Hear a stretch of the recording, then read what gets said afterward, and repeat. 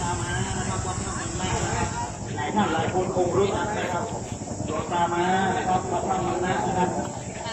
ที่เราได้มาแจกนะครับวันนี้นะครับ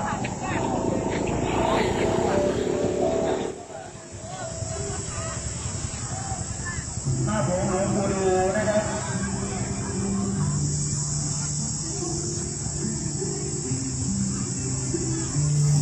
นำมาแจกทุกปีไม่พอเลยนะครับทุกปีนะครับหน้าผมหลวงปู่ดูนะครับพระอาจารย์กับหลวงตามานะครับ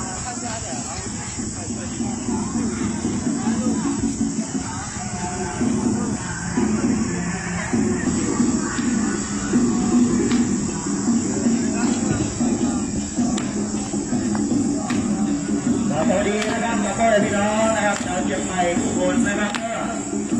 ขบวนที่13นี้นะครับเป็นขบวนนะครับของวัดหลักต้นมะหอมด้วงนะครับ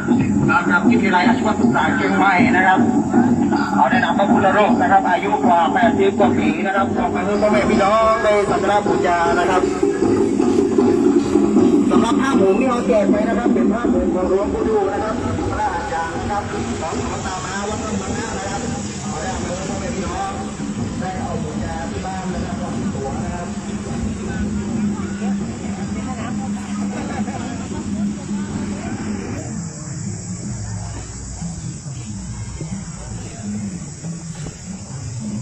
เมื่อยไหม